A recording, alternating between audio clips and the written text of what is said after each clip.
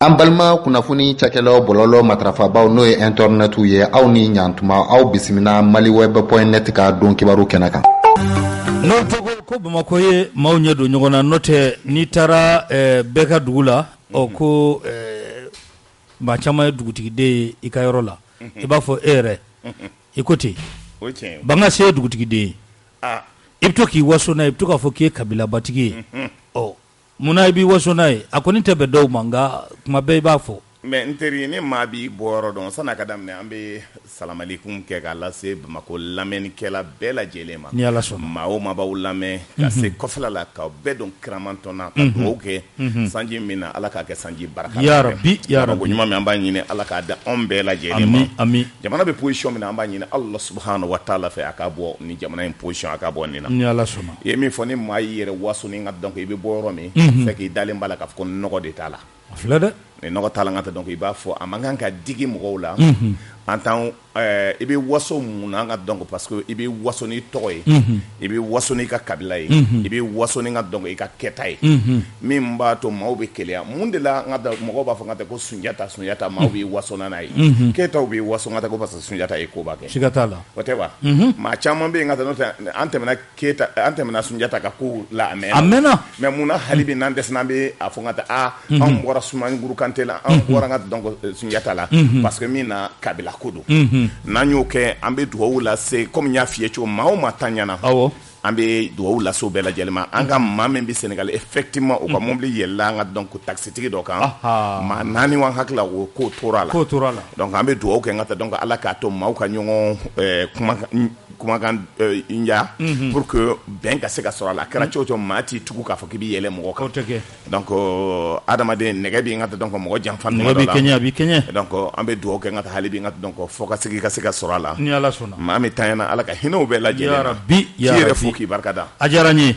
bi bi in na parti a sigira sen kan parti a lancement a kɛlen kɔ ka se bi ma a bɛ dabolo jumɛn kan k'i fo k'i barika da an ka parti effectivement a lancé la an bɛ yɔrɔ min n'i ye jateminɛ kɛ n ka donc an y'aw bɛɛ wele pour ka se kɛnɛ kan a kɛra donc n'i ye jateminɛ kɛ o kɔnɔna na gɛlɛya min b'a kɔnɔna na n hakilina na maliyɛnw kan ka se k'a faamuya jamana taabolo yɛrɛ kɛcogo la mais min don anw ye baara in daminɛ a mɛnna donc a ka ca ni san 1 ye parce que déjà hakilinaw n'an ka taa donc an y'o de fɔ depuis ne bɔra US a fɔ PDS la waati min parce que an ma bɛn hakilinaw kan anw nana ka taa donc an ye san 1 ani kɔ kɛ an bɛ baara la pour que ka se k'an ka parti sigi donba min ni mugu cira maliyɛnw na n'o kɛra le 10 o anniversaire don an y'a ɲini ka parti lancer o don n'i ye jateminɛ kɛ kɔrɔ kun b'a la kɔrɔ min b'a la n ka taa donc a ka fɔ dɔrɔn an kana ɲina kɔrɔlen kɔ an ka hakiliw jagabɔ baara de kɛla cogo o cogo n ka taa baara kan ka kɛ ni ka hakilina dɔ de sigikun dɔ de b'a la donc n'i y'a ye o don donc maaw fara jamana in kɔnɔ le 10 parce que o bɔra k'a fɔ ko yɛlɛma ka kɛ mugu cira maaw la Badilabugu mugu cira mɔgɔw la dugu kɔnɔna na donc o don an ye lancement kɛ pour ka se ka yira parti n'i ye jateminɛ kɛ n kɔrɔkɛ tun bɛ yan ka taa donc ale yɛrɛ tun kɔrɔtɔlen don donc ko n ka parti lancer Amadou Sayi n ka taa donc n b'a fɔ n kɔrɔkɛ k'an y'a lancer ka ban tabarikala donc o baara min kɛra n ka taa donc an ye hakilinaw ta an ka parti n ka taa hakilina tara cogo di n'i ye jateminɛ kɛ nin ye ne san 30 ye n bɛ politique la san 32 depuis 91 ni n donna AEM ko la a kɛlɛ bɛ kɛra ɲɛna n y'a janjo bɛɛ kɛ n ka taa fo ka na se yan an bɔlen 91 n ma sɔn ka position ta politique ko la tun n tora a kɔnɔna na hali ni parti ba 2 de tun bɛ yen n'o tun ye ADEMA ani Sinidi Faso Yiriwatɔ ye mais écoledenw caman tun ka surun Sinidi la ka tɛmɛ tɔw kan o ye Sinidi kɛcogo ye kɛlɛ kɛra cogo min a ye mɔgɔ tilankɛ bɛɛ tun ka surun Sinidi de la donc an bɔra o la n ka taa ne ma sɔn ka don parti la fo ka n'a to n ka donc événement ninnu na ka kɛ fo anw nana ka kɛlɛ kɛ n ka donc ka na se yɔrɔ dɔ la Amadou Toumani Touré bɛ na mandat la tuma min a ye mɔgɔ ci k'a fɔ n ye n ka taa ko Togo ko na pour que an ka se ka politique kɛ ɲɔgɔn fɛ tɔw nana de mais a tɛ mɔgɔ de bila Ala ka hinɛ a la n ka taa yɔrɔ min k'a fɔ n ka donc ko n ka na donc on allait an ye baara kɛ ngata pour que atete ka sigi atete sigilen o PDS an ye baara kɛ ka PDS sigi PDS sigilen ngata PDS hakilina dɔ de ta ne ka yecogo no ka yecogo tun tɛ kelen ye parce que ko dɔ sera yɔrɔ la o ko kan ka taa Ibrahim Boubacar Keita nɔfɛ ngo ne tɛ se ka san 7 kɛ ka IBK kɛlɛ ka tila k'a fɔ ngata donc ko ne de bɛna fɔ malien ye ko IBK ka ɲi ko parce que a bɛna poste de responsabilité di yan an bɛna ministère sɔrɔ an bɛna fɛn wɛrɛ sɔrɔ ngo parce que ne bɛ min nɔfɛ duɲalatigɛ kɔnɔ fɛn damani don ala ye fɛn dɔ nɔgɔya c'est que o ma simbe ala barka danga donc atete ngata donc ne ko be kelen ka ba ma fla folo me nomena mali kɔnɔ administration na jeune na atete nale ka ministre nomale ka ba ne ne Asetu Baba Diarra de nomé atete me ko en 2002 ne ne Asetu Baba Diarra ne ne Asetu Baba Diarra nomé len ka ba donc anye bara damne o konna na ni san damani kala administration ye mi il y a donc a bɛ fonctionner cogo min i y'a dɔn i ye san 12 ɲɔgɔn k'a kɔnɔna na i bɛ ala barika da n ka donc i tɛna taa n ka ka fɛn wɛrɛ kalan tabarikala donc n'an y'o kalan kɛ ka ban donc ka baaraw kɛ fo ka na Soumaïla an ka donc ala ka hinɛ la ya rabbi PDS kɔnɔna de la ne ni Soumaïla ye ɲɔgɔn ye a ye ne ta k'a fɔ n ka k'a ka chargé à la communication ye a ka porte parole ye donc n ti URD la n ma kɛ URD la mais URD président tun bɛ ne sara n tun bɛ baara k'a ye tabarikala an y'o baara kɛ n ka ala kɛ ale yɛrɛ ta ɲɛna n ye n ka cɛkɔrɔba 2 bɛɛ lada o ka jigin o ka so laban kɔnɔna na ka dugawu kɛ n ka taa donc ala ka yen fisaw ma ni yan ye o ye min kɛ n ka taa donc a bɛ kunna wolo bɔ n y'o kɛ école min kɛ ka ban ka tila ka Moribo ka hakilina min lajɛ Moribo ko politique ye min ye ko danbe ko hɔrɔnya ani halalaya Moribo de y'a fɔ président Moribo dɔn ale de y'a fɔ ale de y'a fɔ n ka taa ko politique danbe ani hɔrɔnya de ye Allahu akbar ko maa ka se ka tafe bolow la i ka se ka taa kursi jalaw la ko danbe ni hɔrɔnya n ka taa donc an ye min sɔrɔ n ka taa lawale la an k'o de ta n ka taa ka baara kɛ n'a ye pour que jamana ka se ka bɔ gɛlɛya kɔnɔ Moribo yɛrɛ de ye nin fɔ Moribo ka kumakan de ye tabarikala Moribo ka kumakan n'an y'o ta n ka taa ka t'o école la ka bɔ yen ka taa ATT ka école la ka bɔ yen ka taa Soumaïla Cissé ka école la an nana ka min sɔrɔ nin bɛɛ kɔnɔna na ka baaraw kɛ n ka taa ka tila k'a lajɛ ka taa kurukanfugan kɔnɔna lajɛ an ka adamadenya dilanna cogo di jeliw jɔyɔrɔ ye mun ye Manden numu jɔyɔrɔ ye mun ye hɔrɔnw jɔyɔrɔ ye mun ye baara kan ka kɛ cogo jumɛn ani société ka donc jamanaw ka sigi cogo ka taa donc adamadenya la hakilinaw kan ka ta cogo di baaraw kan ka kɛ cogo bɛɛ jɔyɔrɔ to yiralen b'i la Manden kurukanfuga kɔnɔna na an y'o hakilinaw ta ka Moribo ka kalan ta ka Musa ka Amadu Tuma Ture ka kalan ta ka Soumaïla ka kalan ta ka tila ka taa démocratie min an y'a sɔrɔ en 91 an ye kɛlɛ kɛ ni min ye gɛlɛya min b'a kɔnɔ parce que bonyabaliya b'a kɔnɔna na gɛlɛya min b'a kɔnɔ ka taa bɛɛ hakilila ko n sago kɛyɔrɔ b'a kɔnɔna na fɛn min b'a kɔnɔ gɛlɛya dɔw b'a kɔnɔna na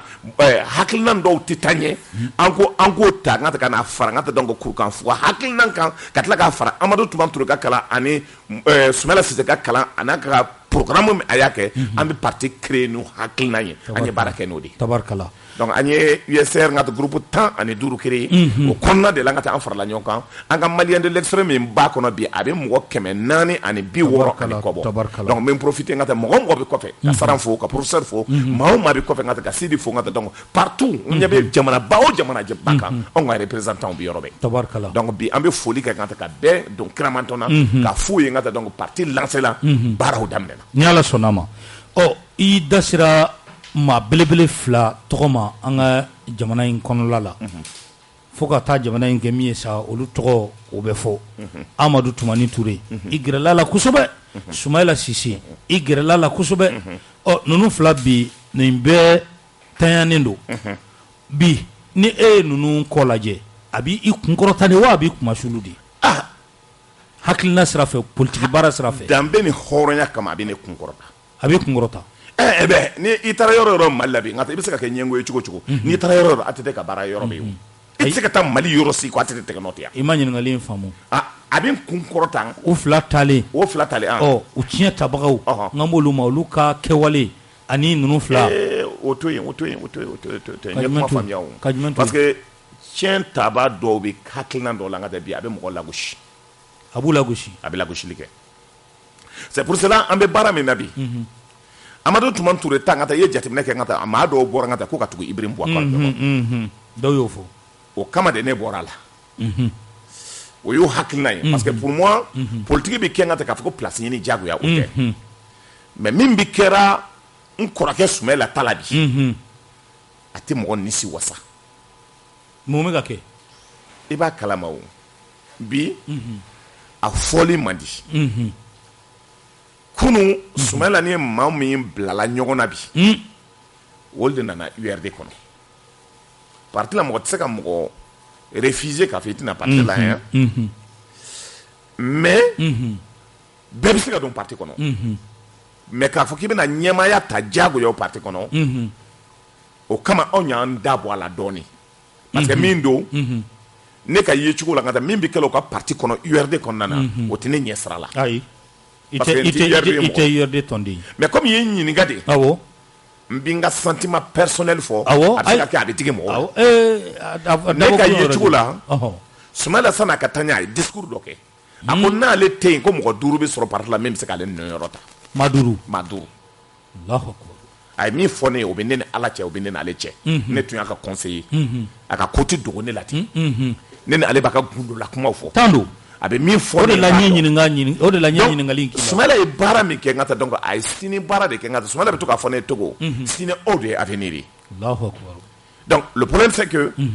a ye baara in kɛ a y'a kɛ ni kɔnɔnajɛya ye après ne beaucoup là-dedans et a b'an former de et on a été formé par Soumaïla bi gɛlɛya min bɛ o ni ɲɔgɔn cɛ ni mɔgɔ wɛrɛ bɔra yɔrɔ wɛrɛ ka na ka ta ka parti ta est-ce que Soumaïla hakilina min bɛ yen est-ce que o bɛ se ka lawaleya. ɲininkali filɛ nin ye o ye ɲininkali gɛlɛya kelen ka tɛ parce que solution tɛ bolo a la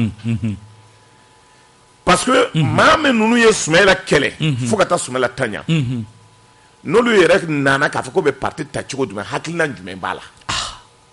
n'i y'a fɔ n ka taa a bɛ mɔgɔ tɔɔrɔ mais n'an ma tiɲɛ fɔ o sen ka taa lahara Ala b'a ɲininka. tan don dɛ. mais min bɛ kɛ o ka parti la ce n'est pas à moi de décider mais i ye ɲininka de. awɔ. mais parce que an ka position ye min ye sisan hali anw ka parti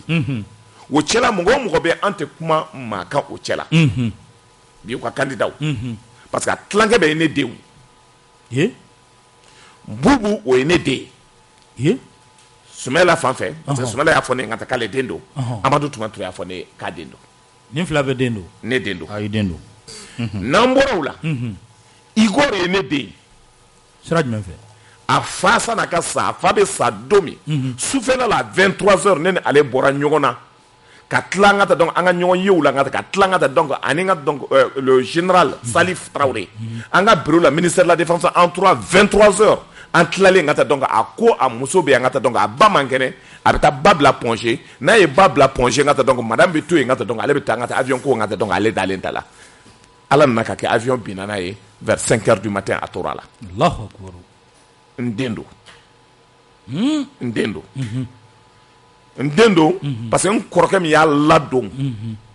n'o ye général Thioro ye a bɛɛ lajɛlen u ka génération ne b'a fɔ o de la cɛkɔrɔba ninnu ne n bɛ to o dalakɔrɔba tuma dɔ la a dɔ bɛ yen ko Jingare ka taa donc le colonel major Jingare n'anw sigilen bɛ to k'a fɔ ko c'est mes promotionnaires o de la n b'a fɔ denmisɛnnin ninnu ye n ko ne n'aw faw de ye baara kɛ ne n'aw ma baara kɛ parce que n'i ye jateminɛ kɛ c'est que ne ni olu de nommé na ɲɔgɔn fɛ colonel Disa ninnu Ala ka hinɛ o la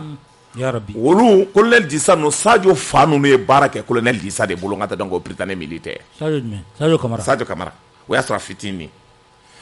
min bɛ yen min ye président ye bi en 91 lui il avait 7 ans Johnny an ka président il avait 7 ans 7 ans est-ce que a tun tɛ permanent la donc i y'a ye wa n ka taa donc ko kɛlen bɛ nin kocogo de la donc anw denw n'an dɔgɔninw fanga b'olu de bolo bi donc n'i ye nin bɛɛ jateminɛ k'a fɔ ko Bubu ye n den ye Igor ye n den mɔgɔ wɛrɛ bɛ fɔla kɔnɔna na n ka taa donc n'o ye Demba ye an ye ɲɔgɔn sɔrɔ Soumaïla ka baara de la donc aujourd'hui mais i dalen don nin bɛɛ la tigɛnda t'i ni maa si cɛ a bɛɛ bɛ ne bonya tabarikala a bɛɛ bɛ ne bonya a bɛɛ bɛ n bonya n b'o bonya n denw don mais c'est pour cela n ko ma o ka baara kɛ u ni ɲɔgɔn cɛ ni parti bɛnna fɛn min kan n'o bɔra ni min ye n ka taa donc maliyɛnw b'a lajɛ mais a kɔni ka ɲi Soumaïla ka danbe a ka hɔrɔnya a ye min kɛ pour que o ka se ka bonya tabarikala kɔrɔfɔ a faamuna i kan ka surun bandaw fana la kosɛbɛ i terikɛ kun Ala ye chance dɔw di ne ma i terikɛ don n bɛ Ala barika da hali kunu an ɲɔgɔn sɔrɔ bandaw a ko ne ma ko Irisuma na hali bi yan ko Irisuma na hali bi yan Banaw de ɲininka o la. Okay. Irisi kana cogo di? A ko ma na hali bɛ ngo o ma na fɔlɔ. Irisi kana cogo di? O ma fɔ k'ale de b'a bali la ko irisi kana. A ye ɲininka o la. Ko ne ma ngo président t'a kalama fɔlɔ n ka. A ye ɲɔgɔn sɔrɔ sira jumɛn fɛ? I taara bɔ ou bien téléphone? Non, mais ne kɔrɔkɛ tɛ wa. Mais comme o kɛlen ka interdit a kɛra. N bɛ fɛ k'o de dɔn n'o y'a sɔrɔ. O kɛlen ka interdit ko mɔgɔ tɛ taa bɔ a ye o. Mais nɛgɛjuru la a bɛ sɔrɔ. An bɛ ɲɔgɔn sɔrɔ de. Parce que i b'a dɔn mɔgɔ ma min faamuya o. Bandaw tun bɛ taa mɔgɔ kelen min ka bureau la ne ninnu tɔgɔ de tun don n ka tɛ donc ministère de la défense ani k'a to défense la n'a taara a tɛ sigi chaise kan a bɛ sigi ne ka tabale kunkolo de la an bɛ baro kɛ n ka taa n'a nana ministère la n'a y'a ka mobile in jɔ a ka char a ka mobile kɔrɔ in n'a nana a bɛ tilen ne de ka bureau la ne kɔrɔkɛ don ne conseiller don ale de tun bɛ ne conseiller an tun bɛ ministère de la défense la tuma min a bɔlen ne segin ka taa donc dɔw y'a fɔ a ka radio la ko ne kɛra ka conseiller non ma k'a ka conseiller parce que n ma nommé mais adamadenya la ne ni cɛ ne ko dɔw bɛ yen e bɛ ne wele o ne yɛrɛ b'i wele o cɛ caman de b'i wele o tɛ wa donc maintenant o ye bilasiranaw de mais o ni n ka k'a fɔ i n'a fɔ ko fɛn wɛrɛ dɔn bandaw il va très bien hali n'o bannen don bi a ka sécurité ko la ka sira d'a ma ko parce que ko fɛn caman gɛlɛya b'a kɔnɔ ko gɛlɛya min bɛ yen n ka donc ko fɔ n'o a bilala ko ni problème sera ma n ko Asimi ma bila n ka taa problème o bɛ ka a minɛ kun ye o de ye kɛ ko a minɛ kun ye o y'o de fɔ dɛ a ka lakana a yɛrɛ ka lakana ka taa procureur ministre de la justice bɔra k'o fɔ hali kunna sini donc n'i ye jateminɛ kɛ nin bɛɛ kɔnɔna na an sigilen don k'a lajɛ mais ne ka cɛkɔrɔba b'a ka so tɔɔrɔ si t'a la a bɛ yen a b'a yɛrɛ ka so de ayi basi la kɛ o t'a ka so ye fɔlɔ a b'a ka so kɔnɔ a tɔw dun Mukutaru ni walima Mukutaru Wani ka donc o yɛrɛ b'a ka position na mais ma min faamuya jusqu'à présent c'est que le général Doucouré ka taa o ma a bila parce que général Doucouré ka somɔgɔw ye n wele fɔ français k'a fɔ n ka taa k'o bɛ fɛ k'a ye ko t'a ye la ne m'a ye général Doucouré ye min kɛ o a nommé ne ka taa donc a sera k'a minɛ yan ou a bɛ fɛn dɔ de kalama ka taa fɛn dɔ dogolen don o t'a ɲɛfɔ an ye yan fana ye ɲininkali donc en même temps a ka aide de camp o kɛlen ko yɛrɛ minɛ Sogoba de ye n ka taa officier fɔlɔw ye n ka taa au niveau de la garde nationale ani Aya ma se ka bɛn a la parce que a ko Aya ma k'a ka ko kɛcogo n ka taa a ma ɲɛ tile kelen ka taa o y'a wuli ka bɔ yen c'est un officier de conviction un officier déterminé un officier engagé Sogoba donc o ye mɔgɔ o mɔgɔ minɛ n ka taa c'est des officiers de très bons officiers n'i ko i k'o noter n ka taa sur tous les plans ils ont plus de 16 sur 16 en termes de discipline en termes ils sont aptes ils sont donc des officiers de très haut niveau o ni tɔw tɛ kelen ye dɛ il y a des officiers félons je ne parle pas d'eux dugutigi de an bɛ taa ɲɛfɛ halisa n'an taara ɲɛfɛ i b'a ye k'a fɔ wulikajɔ caman kɛra senna ni waati laban ninnu na i yɛrɛ ye kunnafonidila ye Birama Ture ale ka tununi a tununi sababu la Musa Jawara ale lamɛnna u y'a ale lasago an ye Abdul Niang ta mɛn an ye capitaine dɔ ta mɛn n'o ye Alassane Mayiga Karim yɛrɛ a fɔra ko mandat d'arrêt lancera a nɔfɛ u ye Soro Guillaume Kuyɔ ka mɔgɔ dɔ fana minɛ ko falen bɛ fɛ ka kɛ kumaw cayara e ka sɔrɔ kunnafoni caman na i bɛ mun dɔn a kan n'o bɛ se ka fɔ an ye d'abord fɛn min ye n tɔɔrɔ dossier in na kosɛbɛ maître Tapo ka hakilina parce que maître Tapo bɔra yan k'a fɔ clairement ko ale tɛ fɛ ko Karim ka na Tapo ye a ka avocat de ye Tapo ko k'ale y'a ka avocat ye famille ka avocat o bɛɛ tɛ business kɛla ɲɔgɔn na o ye n ko bɛɛ tɛ hakilina kelen o ani i bɛ kan ka taa donc e m'a ye o bɛ ɲɔgɔn sɔrɔ cogo min na fɛn dɔ b'o réunion donc c'est le même plumage olu bɛ pan ɲɔgɔn fɛ donc i b'a sɔrɔ fɛn dɔ b'o jɛ ka taa donc o ni min t'o ni tɔw jɛ mais a ka avocat don o t'u jɛ yan ayi u ka jɛ ma daminɛ sa o depuis an ka élection bâclée la an ka taa donc Seni ci 97 depuis o waati la an ka taa donc o jɛlen don bon n'i ye jateminɛ fɛn kelen in tɔɔrɔ n ka taa donc a ko la c'est que a y'o fɔ n ka taa ko ale tɛ fɛ ko Karim ka na moi je dis si on est un bon avocat et que i dalen b'a la i ka client a ma mɔgɔ faga client y'a fɔ yan Mali kɔnɔ yɔrɔ bɛɛ k'a fɔ il n'a rien à voir avec Burama ka tununi et donc ni o kɛra aujourd'hui c'est que normalement ni opportunité dira ma k'a fɔ k'a kana justifier a kan ka na maintenant o ko k'a kana na sur les antennes pour moi je comprends pas a ka bon ne hakili ma filanan ye min ye n ka taa donc effectivement commune 4 procureurs de ye mandat d'arrêt bila contre Karim au même procureur de ngata donc mandat d'arrêt bla parce que Côte d'Ivoire cabinet 9 muso do be ngata donc aller ngata donc aussi procureur do aller mandat bla soro Guillaume ka cɛ dɔ nɔfɛ ngata le député maire Bamako ya a minɛna Jelibugu la il y a à peu près 4 jours a bɔra ka mobili koyɔrɔ la k'a bɛ taa na ciyɔrɔ la o y'a ta Kayira da la ka tunu n'a ye Kayira da ye gɛrɛfɛ ngata donc kagule mɔgɔ y'a ta ngata ka tunu n'a ye mais Ala y'a kɛ dugusajɛ procureur ye communiqué kɛ k'a fɔ ngata k'a b'o bolo donc o y'o kɛ mais nous avons dit clairement partout que Wotissé, parce que c'est pas parce qu'on a été invité tout récemment en Côte d'Ivoire, à Abidjan, pour que Alassane Kanyongon Soumousoumou, que Alassane donne les mêmes quand Blaise et Nyon Kodoke, a y ban Blaise qui a une nationalité d'âme. Donc, entre ces cas, que Alassane Beban Karim Kadi et que Alassane Kamoko Kamine. Mais à Banafoloa, Alassane Banafoloa. Bon, néanmoins, quand tu donnes un mot de kono quoi. Un mot de kono. Parce que exemple taramina parce que bana Blaise tala mon ba ira on a kate ban parce que ibe katerkedo no fana nyingal doy parce que au dende karmi donc maintenant c'est pour cela encore ni karmi kon teta c'est pas acceptable que au cas morobla atore ka muso ka chebla kata o singata ka ko hakilna on nan donc atseka be we mi ngata donc ce qui est important aussi à savoir ni be konna na ni jetemne ke karim ko ngata donc a menacena fen chama fora aujourd'hui journal yere minena ne dum to ka fonga émission na ngom ko ka attention ke parce que Burkina Faso ni jetemne ke ngata le en son temps, mais tu es directeur de la sécurité d'État. Non, avec François Compari. Blaise Dogea. Blaise Dogea, donc ça dit, journaliste. Non, son aide de camp. Ah, mais tu me sécurité d'État avec Kassola Sao. Allez, remener na Kassola. Djengere. Djengere était responsable des renseignements aussi. Djengere donna Kassola. On n'y m'a attention que ni sécurité d'État ni m'a attention que bidon Kassola. Parce que c'est vrai que la sécurité d'État, c'est le renseignement donc sécurisé dans tous les domaines. Hein? Parce que moi, je la sécurité d'État, parce qu'il y a politique. Non. Non. Même sur le plan économique, sur le plan culturel, les domaines de la sécurité d'État a des compétences dans le domaine bien qu'on a pour que nous tiennions la radio kanga bara kolondo kanga donc à se communiquer. Donc, sécurité d'État, c'est large. Mais aujourd'hui, donc ça veut dire, à un moment donné, on dirait que sécurité d'État, fait qu'on commence quand le directeur de la sécurité d'État n'est pas au courant. Donc, on a de là, on a enquête qui parce que d'où on a un effet, mais qui quand on a fait une radio là, ko Marco Kata Kalama, ko Ekita Kalama,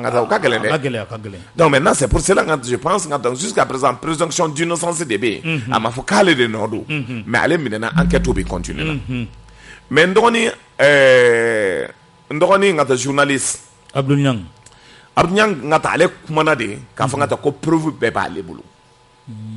amode fara de la wa ko ne o ko mako balé là ko lui il est prêt qu'on a les mindi 4 se ka boakan on y yo fo ngata je suis désolé ngata donc finalement ngata ils vont t'interpeller ça fait un problème mi voulait vite dire parce que ni ba kala ngata fa kala chikomi et de bita parce que et de ko ngata donc e gata on dirait que a to me fait ka segi kaso de là. Ça a été très dur, mais et je pense réellement que au Cameroun donc a interpellé. Mais ce qui est important, Adamaden de tourna, Adamaden ka bon tournima. Maintenant, mami be fangala au wati, ils doivent répondre à l'acte. Sigatala, n'entranye fait ani famana, ko chaman kera jamana kono ika boli laban kase odoma kase bima, ko chaman kera. Edu ni iye min ta da aka ca ala fɛ a caman ye kunnafoni basigilenw ye Asimi an ka jamana ɲɛma selidon misiri kɔnɔ ko dɔ y'a sɔrɔ a ko bɛ dabolo jumɛn na bi mun bɛ se ka fɔ lamɛnbagaw ye. Tu sais que ko in gɛlɛyala kosɛbɛ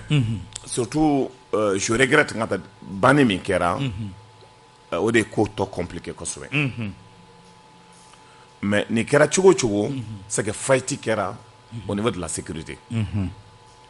C'est pour cela tout le monde n'est pas aide de camp. maaw bɛ former a kama de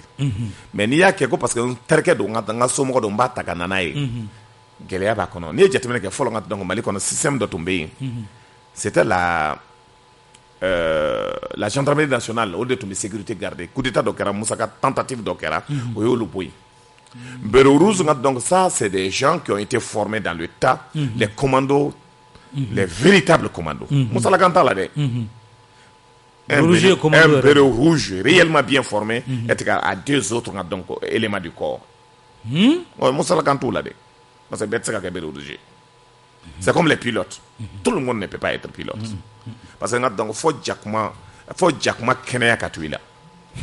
ni filila ka sanfɛ ka se ka na i ma ne jakuma fili sanfɛ ka taa y'a fili cogo cogo a bɛna jɔ a sen na donc mais jakuma banabaatɔ dɔw bɛ yen dɛ donc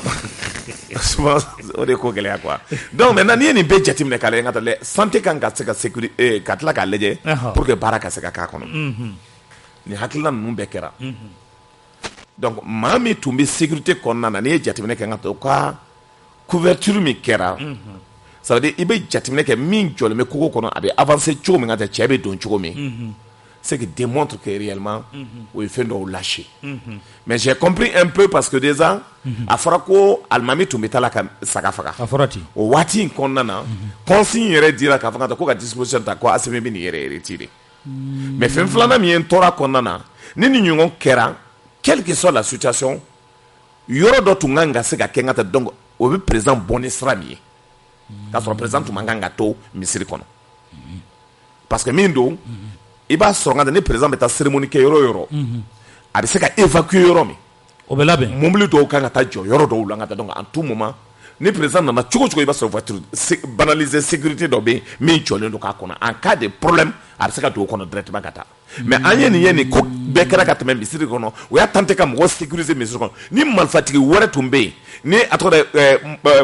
marifatigi wɛrɛ caman tun b'a kɔnɔna na c'est que tir tun tɛ ka bɔ fɛn a ka gɛlɛn i tun ka premier ministre ninnu les présidents des institutions ani président yɛrɛ k'o sauver n ka taa tun bɛ gɛlɛya donc il y a faillite dans ce domaine là donc o ka corriger ça entre eux militaires je ne les donne pas de leçons dɔw bɛ k'a fɔ i n'a fɔ ko n da man kan ka na n da b'a la parce que moi j'ai fait 12 ans là-dedans ni jamana dɔ don aujourd'hui normalement n kan ka école de guerre kɛ n ka taa donc mais comme juguya kama o ko an ka bɔ a la an bɔra a t'o bolo n'a ma jamana dɔ la i kan ka école de guerre kɛ oui cogo di o kalan b'i la beaucoup de civils donc font l'école de guerre civil oui n ka t'o de dɔn Mali kɔnɔ o kalan normalement i kan ka kɛ ça veut dire donc l'école de guerre la n ka taa a kan ka kɛ cogo min donc i kan ka taa école de guerre kalan ka taa pour les stratégies militaires tous les grands donc militaires tous les grands stratèges du monde n'ont jamais passé par l'armée nka u bɛ école de guerre ninnu o bɛ école de guerre kɛ i bɛ formation kɛ n ka taa donc ni jamana wɛrɛ don normalement on devrait me donner la possibilité n ka taa école de guerre kɛ mais a bɛ se k'a d'i ma halisa o comme n'an nana fanga la don min ka taa peut-être on verra jamana juguya ko tɛ wa n'o tɛ n'i ye san 12 kɛ min na i bɛ dɔw sigi ka kalan non i b'o dɔn o mɔgɔ tɛ yen o cɛla n ka taa n tɛ min ka dossier dɔn a la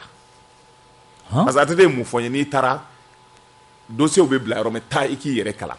n'i bɔra don min i ka se ka kuma o kan c'est pour ça caman bɛ kuma n ka taa donc n y'o de fɔ n ka taa donc o de la n m'a f'i ye n ka taa n ko en 91 n ka taa n ye ma cɛ si f'i ye donc n'an bɔra o kɔnɔna na n ka taa jeunes caman bɛ yen n ka taa donc pour être n ka donc général normalement il faut faire à peu près 30 ans 40 ans mais anw taw dɔw bɛ yen 25 ans ils sont général an ka tɛmɛ n'an taara ɲɛfɛ halisa i b'a ye k'a fɔ an bɛ an da don min na o de ye Choguel Kogala Mayiga a taara ka kɛ premier ministre ye premier ministriya kɔnɔla la a taara ka plan d'action gouvernemental ka taa o yira a yiralen kɔni maa 100 ani maa 2 olu jɛra n'a ye a tɛmɛna yala PAG in ni e tun bɛ fɛn sɔrɔ ka fɔ a kɔnɔla la o tun bɛ kɛ jumɛn ye min man ɲi n'o tun kan ka fara kan ou bien ni min ma ɲi n'o tun kan ka bɔ a la ani min ka ɲi o tun kan ka fara kan n'i ye jateminɛ kɛ n y'o de fɔ maaw bɛ maaw natɔla ye n ka taa u t'a ɲini k'a dɔn maa ye maa min ne ye Choguel dɔn depuis 92 92 y'a sɔrɔ e b'a dɔn depuis a bɛ Korofina a logelen don Korofina Umar bɛ café min feere n ka taa donc o so kɔnɔna na n ka taa donc a logelen don n ka taa donc depuis an bɛ Umar jumɛn Korofina n ka taa café feerela dɔ ko Umar dɔgɔnɔ don o so in kɔrɔtala la n ka taa donc a logelen b'o de kɔnɔ Korofina parce que an b'an ka motonin kan a b'a ka motonin kan donc comme an tɛna a bɛɛ fɔ su in na moto tun b'a bolo arazotu donc moto baraba in ka donc tɛ wele don na a ka bureau tun bɛ hippodrome na ne ni ale bɛ taa te wuli ye an bɔlen o y'a bɔ hippodrome ka tila ka n'a bila sans fil la a tun bɛ baara jumɛn k'o waati il y avait programme caman kan nord la parce que déjà c'est un docteur dans ce domaine là télécommunication na a tun b'o baara de kɛ a b'a dɔn de il est sorti major de sa promotion en russe a ye thèse kɛ min na ka taa donc a y'o installation de kɛ vers le nord masala kan t'a la dɛ a ma bila domaine foyi la ka taa n'a ma a kalannen don kalan kɔni ka taa o y'a dan dɛ n ka taa n'a sen di n ka taa donc livre sɛbɛn donc kodɔn la aussi n ka taa donc y'a livre min sɛbɛn n ka taa bɛɛ y'a ye sur le nord bɛɛ y'a ye n'i ye jateminɛ kɛ aussi a bilala baara o baara la a ye nɔ bɔ a la e dan b'a la non a bɛ se ka k'i t'a fɛ de mais kɔrɔbɔrɔ don dɛ e sinankun don donc n ka taa donc Ture dun bɛ yan Ture bɛ k'i bila bɔlɔlɔ sanfɛ dɛ bon Ture bon n tɛ se ka fɛn fɔ ATT ma quoi n'o tɛ o taara Dakar k'an to yan o donc y'a mais n'i ye nin bɛɛ jateminɛ k'a lajɛ n ka taa donc aujourd'hui cɛ n'a hakili bɛ ɲɔgɔn fɛ a taara ni a géré les 25 départements parce que au départ ministère ninnu sigi cogo de ye ne tɔɔrɔ dɔɔnin parce que mɔgɔ dɔw man kan ka don a la o y'a don a la ministre de un ministre ka ta k'i i bɛ téléphone na a bɛ écouter ka ta k'a bila internet kan o bɛ se ka kɛ cogo jumɛn énergie ani mine e ni ala n'a kɛra ten ka ta o kan ka kɛ mɔgɔ ka ministre ye bon est ce que a kun se b'o la jumɛn o t'a kɛ ayi militaire de na n'o ye ka ta o m'a fɔ ko o ma banda gɛn o de kama ka ta dɔn o ma banda gɛn o de kama ka ta dɔn k'o ka mɔgɔw don wa parce que o ka management ka ta dɔn ko tiɲɛni tun bɛ se ka kɛ management yɔrɔ la management wa management dɔ kɛ ka ta dɔn ka ta cɛ nakun ye mun ye parce que Sadio dɔgɔmuso de furulen ba ka ta Sadio somɔgɔ don ma mun don a nakun ye mun ye a bɔra Mali a bɔra Orange la a gɛnna cogo min Mali Orange la bɛɛ b'a dɔn il avait 1% ka ta coller o don communicate là mais donc maintenant comment on peut se nommer comme ministre bon l'autre là c'est un comptable Doni ministre des finances un comptable ngata Mali ko ngata o be finance gérer cogo di donc o yore yo ka jongeya ayi min be nga min be san ok o te comptable de BNDA comptable de Mali la ngata kala ne mana fo beta BNDA comptable ta ko ngata donc parce que yo so mo o yere be bokati donc o yene toro en un moment donné ni ma fo ngata nye kalon tike bon ko ne y'a faamuya n ka taa donc ale kɔni y'a bila a taara sigi DDT la mais an ka ministre min bɛ yen n ka taa la taalen chat n ka taa donc pour ka interview kɛ n ka y'a kalan de jɔnni jɔn bɛ Sadio kɛ e m'a ye internet kan i tɛ taa f'u ye Sadio a interview kalan de k'a kalan k'a sɛbɛn k'a kalan interview bon komi sɔrɔsi fɛnɛ don sɔrɔsi ko tɛ sɔrɔsi ka taa mɔgɔ kalannen bɛ sɔrɔsi la n ka taa a tɛ civil ayi kalan ko tɛ o olu ka ko nɔntaw tɛ kelen ye n ko ne de ye baara kɛ e ye baara kɛ yan ayi e kɔni ye baara kɛ donc o kuma to yen sɔrɔsi ninnu bɛ kalalen min bɛ sɔrɔsiw la tɛ yɔrɔ si dans tous les domaines aujourd'hui ils sont presque majeurs santé la i m'a ye wa baara yɔrɔ tɔw la i m'a ye wa ils sont extraordinaires a kalalen bɛ o kalanden fo ça veut dire o kalalen de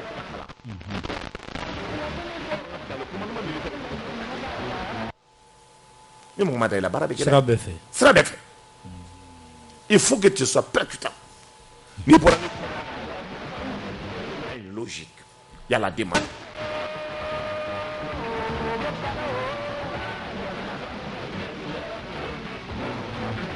donc maintenant dɔw ko débat ko a niveau kuma yɛlɛn ten a niveau tɛ se ka yɛlɛ parce que maa min talen don CNT la i t'a dɔn mɔgɔ siya jumɛn bɛ yen n ko gɛrɛn de taara ani terikɛ ni terimusow i bɛ na n ka taa donc i bɛ fɛ ka taa fɛnkɛ ka kɛ njaw ka kɛ fɛnkɛ ya CNT ɲɛmaaya n'i k'i sɔnna n ka taa donc o b'i ta n'o de kɛra mɔgɔw taara ten ya mɔgɔ ma ta ten ya a fɔra ko parti politique ni bɛɛ kan ka fɛnkɛ di n ka taa donc o de la M5 ma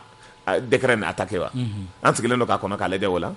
sinon n ka taa donc k'a fɔ niveau ka yɛlɛ niveau bɛ yɛlɛ si réellement nka donc y'a quand même mɔgɔ caman ko ka débat niveau a kɛra cogo cogo mɔgɔ kalalen dɔw b'a la n'i y'a fɔ k'a ta la n ka tɛ e nkalon tigɛ mais mɔgɔ kalalen dɔw b'a la sur nka donc les 121 au moins nka donc i bɛ se ka 40 personnes sɔrɔ min bɛ ko dɔn yɛrɛ kosɛbɛ mais 40 sur nka donc 121 nka ta i bɛ taa min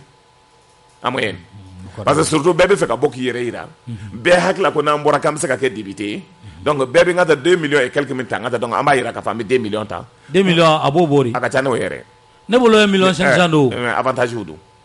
attendez avantage bi do mobile ngata donc ça ne fen fitini bi do ngata donc ça veut dire session ngata fen fitini bi do avantage mbe bi kele mbulu ngata beata entre hadiye mu fo ngata ko ne ko be député ala ngata ko dunta de bala ko note ko ala ko tew afo oh ngata jefe oh ni PSG naje est-ce que abseka ambo ni jatune ke point nan de tar Jose Nani mais ni lakana sabati ni ko lakana ka bisa ka sabati ngata mi question posé mamu tunga ka lakana sabati jone tuna asimite wa ale de aye bandaw ka kalo shegin ke lakana sabati le badile mbale de il est le vice-président chargé de la sécurité et de la défense mais mon sera ka ke poutre o dak mbale de la obo c'est lui qui est le patron amade ka fienga ta ka ko mo ya bale ka barake c'est lui le patron mais faut mune nyana borala aujourd'hui ngata donc c'est là kana tukuni mo kele min ba disposition ngata donc no ye sadio ngata mo kele mi yere borala akara kone notre sécurité là ndaw mi na ngata daw ngata donc ça j'ai confiance à lui parce que mi donc ngata nyaaye un jeune ngata nyaaye atete ko fe ngata donc ça ya be baram mais le ministre de la sécurité intellectuellement il est basé il a donc franchement il a été très bien formé c'est un militaire ngata donc de très haut niveau ils sont bail on sont emballés parce que mbado mbaka CV donc mbaka carrière donc ngabonya bala ndoni do abseka non sécurité là c'est ko nyana bo musala kan talaw parce que allez faire ngata donc le commandement c'est le commandement allez mate même par ngata zigzag de arrangement de karum mam ko chama karum yom ko chama arranger te allez te karum ka militaire de allez militaire de karum yo funa ga karum dabo funa la karum ni karum to metem ngo karum ba ko toi tu seras général ngata donc c'est venu wada bi ke général ak mo fo do ya wallahi surasi do awo tu seras général ibekay ebekanay ay akme kokuna je ok o tiende donc ni be jatimine ka leje baraw kera ngata dans ces conditions et mi fo nani ni be ko tableau le ka hakilna un takalege aujourd'hui ngata donc gele mi be ngata ka fo sécurité ko ngata ko bisa ka nyana bo je ne le crois pas à 100% mais min do ngata réforme ngata donc gele ya chama ba kon nana parce que min do afara ko donc o de be réforme hakilna chama na do be ka murti assisi ko ils sont mais au assisi goya ils sont be assisi mon nom sont be assisi ni jatimine ke en 1968 coup d'état kere ngata donc tout ce qui est les gens de Modibo au décret ngata ko dabo politique là fengo kera akara o lokoka en 1968 na moro ko na 91 mo satoro ka mo gwena ka bo système kono o dama do akono anye baraw baraka akara o koka en 91 ko le tala ba mi kera Amadou Touré la peut-être mo go be gata donc jonguna no yo bege mais o makeni na munadi o make zira tala munadi ibe ga ko zira tala mawlaw ne zira tala fora kangana mo ken ka ambe ka baraka ni ofe donc mo sono hakilna na o hakilna ko kuma me fora ngata ni barabe kala wala donc je pense réellement que ngata wolu mo kele ngata donc deni kera ngata wolu kele ya fa ngata donc il fallait ngata l'organe unique mais ye jatimine ke bi wolu de bi bana organe unique koma ma bane ko adele ga suru ka tsika kele ko kuma ngata donc tapo ma fo ngata antenne do kan ya renouveau kan ka fo wolu seni sigi ngata 8 jours atiti monka ala donc ngana mo blufu ça ngana mo blufu espère ko ka bisa ke ngata la mais il faut sur l'administration territoriale personne les gens n'ont plus confiance à l'administration territoriale parce que pour eux donc élection tripatouilleuse élection résultat yel mané ngata be bolla moti ngata mo gagner ngata be ba do ka yor donc élection make moti tientewa donc résultat man ngata ka do la passer tewa cour constitutionnelle na manasa to me deuxième tour ni troisième tour de bi na ka den manasa bi la passer na pa den ati la passer o makambe nyana yawa wode man na ngata gele ayre be ngata ne konnana ni ni be jatim ne ka leje. Donc ça veut dire qu'on n'a plus confiance à la Cour constitutionnelle, on n'a plus confiance donc à l'administration territoriale. Cour constitutionnelle mi rebe interke o ba ko ngata touré ba ko hali wera ngata mo dalento la. Parce que ni ke ko kosa ina ngata donc asimika ko ina. Parce que on dit que Cour constitutionnelle pour que ngata ka Cour constitutionnelle ka kuma Cour constitutionnelle fait, il faut forcément le président de l'Assemblée nationale et le premier ministre ou le Cour constitutionnelle saisi ka fangati ya vacances de pouvoir. Mais qu'est-ce qui s'est passé? Mais c'est le capitaine Ngadaran de ministre où des Ngada donc Cour constitutionnelle soit demandé.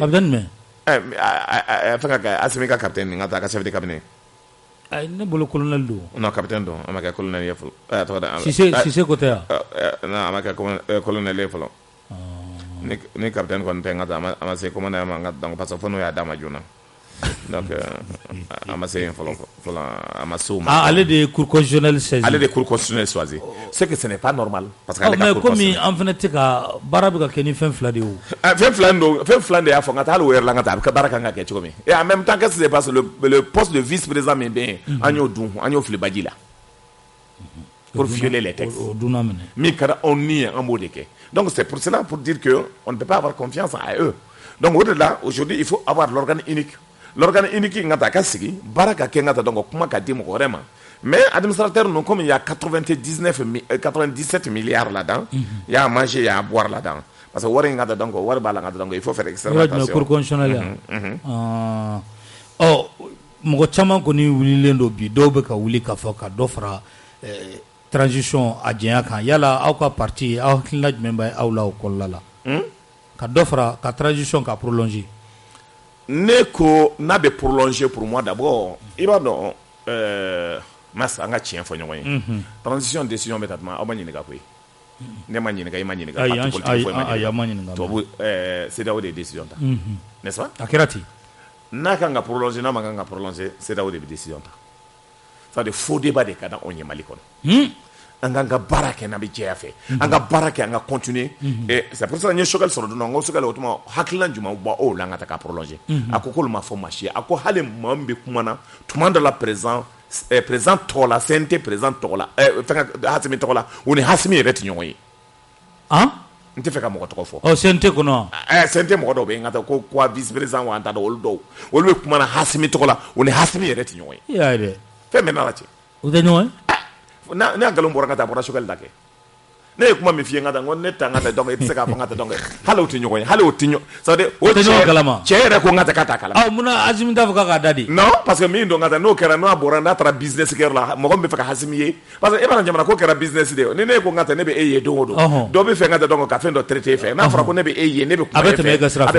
c'est comme en un moment donné banda ko damene ngata il y a des gens qui sont venus me voir pour me dire atoko il faut que ka rendez-vous nyini banda ngo utuma e ma mene a fotele la ngonti rendez-vous nyini mo ye ngata banda ko la ngom ne ka santi mo shika drome na ngata ka fo me banda wirila donc mo ko monsieur makira banda no do na ne no fe ngata donc ko ka banda ko ka rendez-vous sur no rendez-vous sur do o be bleedima o be wardima e be wargirima yedi nganda tola donc e fe sente chebo abo de lawo ngata donc to o manchima mbe ngata donc benna abo la ngata abo o hakil na una mais sera sera fe o to abeka fe mingeni o koro comme enake ay nema enake ay enako ka ngata donc e ba nya foka itna ne dabla kula mais sera sera fe no mais o sera la bebo do ngata donc maintenant o le placer le no ka fo ngata mo medo kam ko trop utiliser ka fait sura là donc aujourd'hui ngata ko kelenga demse nu do bo o ngata kata joko il faut prolonger le mandat non j'ai dit donc ni mandat kanga prolonger ou ka baraka faut ka ngata le 6-7 mois ma c'est là où on chaque 3 mois au bina on va contrôler kanga prolonger c'est à eux de dire kanga prolonger anga parti politique bo ka couler on do bo ka couler hein donc société civile bo ka couler non il faut prolonger il faut pas prolonger parti politique do faux débat de kada on malla sensation de kada ni au lieu de continuer à réfléchir pour le Mali au lieu de continuer à penser ngata jamana be bok on kayrola au niveau de l'USR nous pensons que on doit continuer à travailler mais il y a date imposée en coup au lieu ba fona kanga prolonger na manganga prolonger malien tew en maninika à ma fouille parti politiquement ninika c'est vrai qu'il y a eu des consultations mais après des CEDAO des dates fixées ka fo 18 mois makete wa alors donc avec les mouna donc on date prolongation ko na kanga prolonger mais hal na be prolonger on be mi fo aussi ni CEDAO benaka ka prolonger nous ne voulons pas qu'il y ait 3 mois ou à Tchale au maximum 6 mois pour la élection c'est ça nga shugal katana ya mo rebeta e même mo rebeta même là non e mo rebeta même on ma bébé na don nene dia so mo ko do donc ça veut dire on va rester gâteau do comme do buga franyonga ko wolo kanga malwade muna ne dambe ko do ni horonya do jamana bina mami bolo ngata mandenge kan ngi dugo de fadento e bodu do wala o chela mo jume be o chela ngata donc ya ngata donc ibe kaka faka nota ni te ibe kaka juin ya hein je vais oui ma fait mal OK otolo ya e donc e nyabi jonde la bube ngata donc a tobele ba ngata donc a be ngata nu be kala ibe kaka mai ibe kaka premier ministre koro ibe kaka ministre koro ibe kaka dumange koro nunu wolde be nyoko sorla ngam mo kanga malu ya ka horonya leje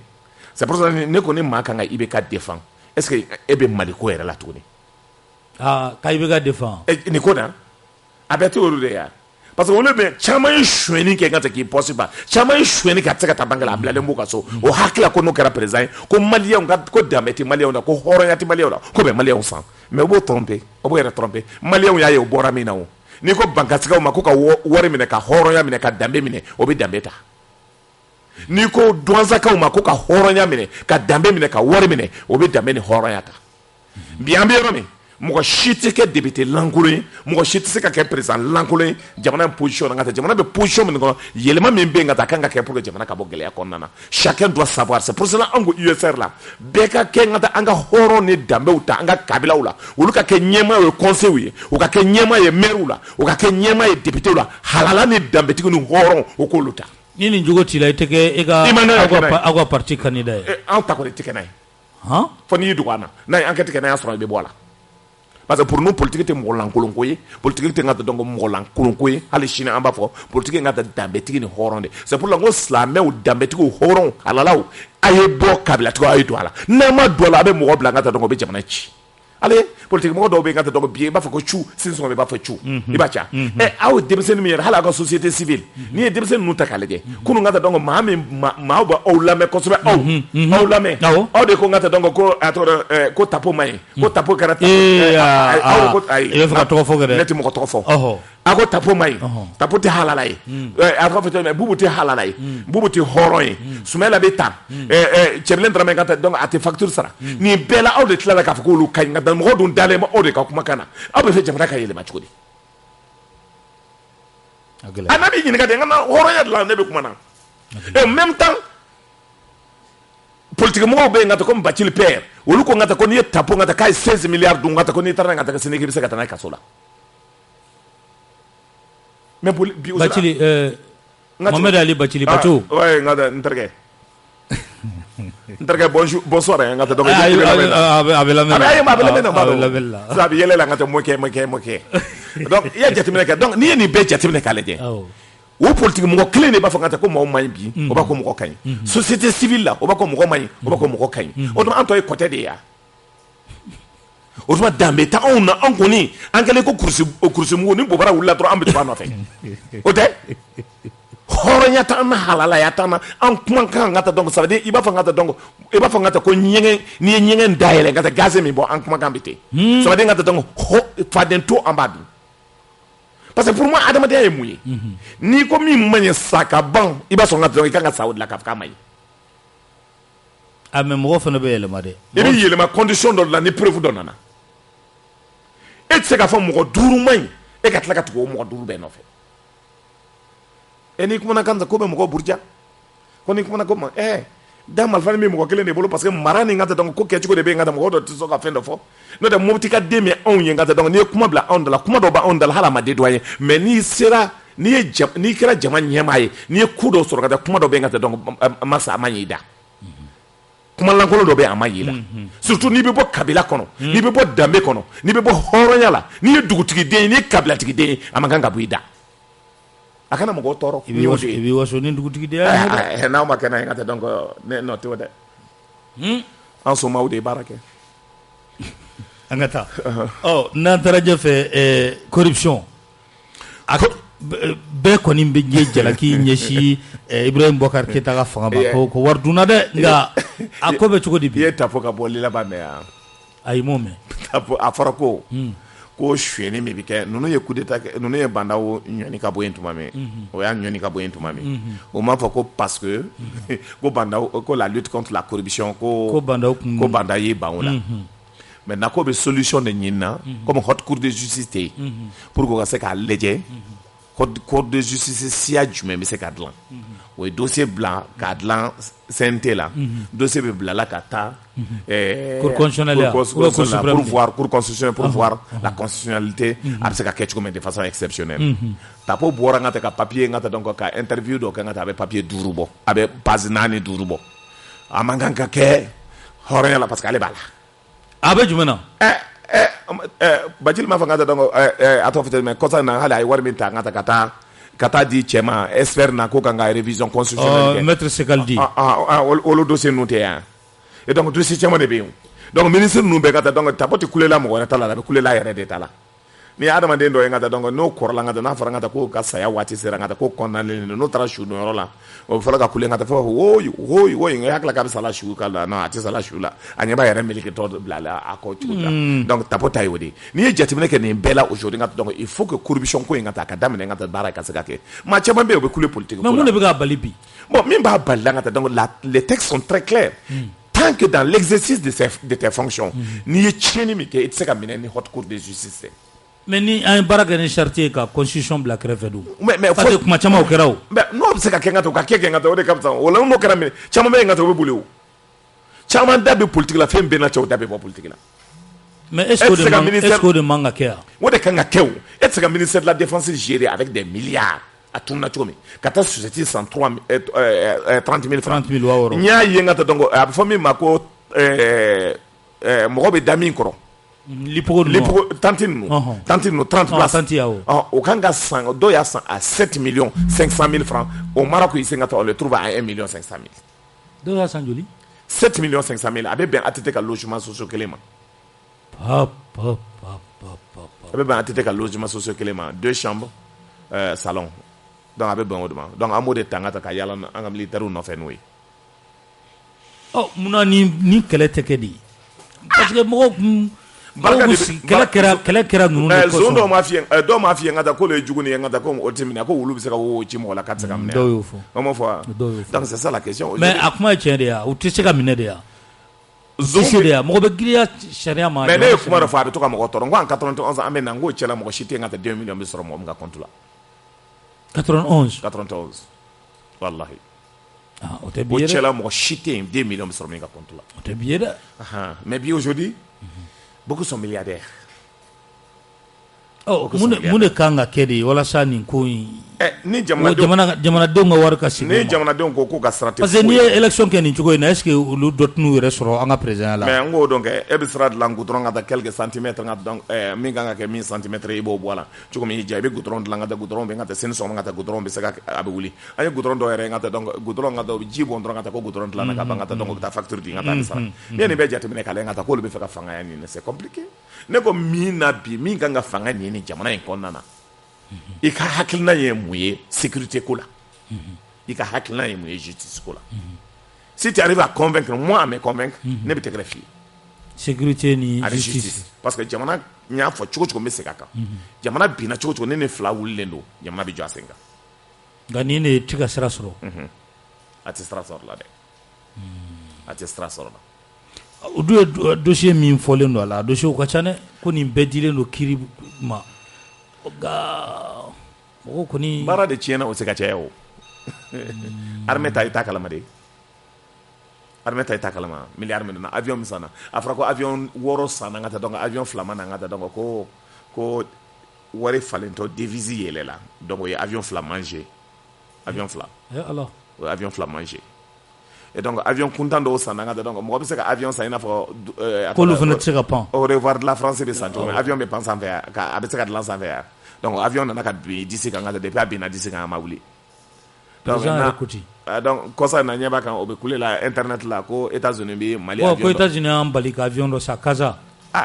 o bɛɛ la n ka taa donc il faut vérifier l'information il faut vérifier l'information et puis depuis ninnu nana aussi joli donna armée na nin bɛɛ il faut k'an ka information sɔrɔ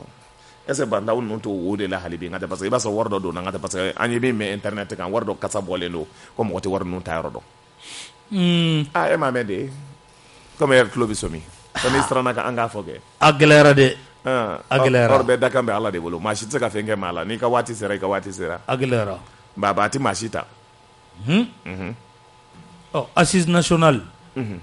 an da sera a ma dɔɔni nka n bɛ fɛ an ka don a kɔnɔla la effectivement denni kɛra conférence d'entente ninnu bɛɛ kɛra ni ye kuma f'i ye n ka taa n ko Modibo da gɛnna ka bɔ politique ko la anw 91 da gɛnna ka bɔ n'i ye jateminɛ kɛ aussi denni kɛra n ka taa Ibrahim Boubacar Keita nalen bɛɛ kan ka taa denni na an ye denni kɛ a fɔra salle kɔnɔ ko n'an bɛnna min na ko a bɛ kɛ Lazawadi ko tun banna o o bɛnna kan ka fɔ k'a banna Ibrahim Boubacar Keita bɛɛ ɲɛna a ye kuma ta ko non ko Lazawati ko bɛn ma k'a la k'a pɛrɛn o conférence nationale conférence d'entente n b'o de ma kɛ n ko Lazawati ko la n ka taa dɔn ko dossier a ko bɛn ma k'a la k'a pɛrɛn ka taa dɔn ko dossier in ka taa dɔn k'a kan ka lawaleya dennin na aussi ka taa dɔn a kan ka structure dɔ tun sigi min kan ka baara kɛ hali sini ka taa structure ma sigi ka résolution suit donc a ma se ka kɛ donc maintenant pour nous ka taa nin baara bɛɛ ka taa kan ka ta ka kɛ ka taa dɔn ko baara hakilina kelen de la pour voir quand ce qui est faisable. Maintenant le problème aussi président ka fanga ka donc k'ale de dɔɔni bɛ se ka bɔ a la cogo min ka da kan i bɛ se ka président normalement jamana in kɔnɔ fanga min dilen bɛ président ma hali n'a bɛ fɛ ka jamana ci n ka taa mɔgɔ tɛ se ka gɛn ka bɔ a la fɔ coup d'état il faut que n ka taa Afrique du Sud ou jamana tɔw la n ka taa a bɛ cogo min ni président ye baara kuntan dɔ kɛ qui viole carrément la constitution il faut que n ka taa donc au moins au niveau de l'Assemblée nationale ou mécanisme dɔ ka kɛ président ka se ka gɛn ka sɔrɔ problème t'a la coup d'état tɛ foyi tɛ mais reconnu Afrique du Sud yaya cɛ nga donc duni kɛ ngata mun kɛra ya wuli o ma wuli a ko k'a tɛ taa kaso la ngata o ma minɛ ka don kaso la hali mɔgɔ 100 ani mɔgɔ 60 ɲɔgɔn sara kɔfɛ donc nin bɛɛ ye hakilina dɔw de ye min bɛ se ka jamana bɔ gɛlɛya kɔnɔna na Cheikh Sidibe i bɛ fiɲɛni bɔ an senkɔrɔ an b'a lajɛ ka aw tulo garisɛgɛ kɛra kunnafoni la kumaba minnu ye maliweb.net sanfɛla la o de ye nin ye ni ala ma an ka jɔnya jɔn an na a kan an bɛɛ kunnafoni wɛrɛw kɛnɛ kan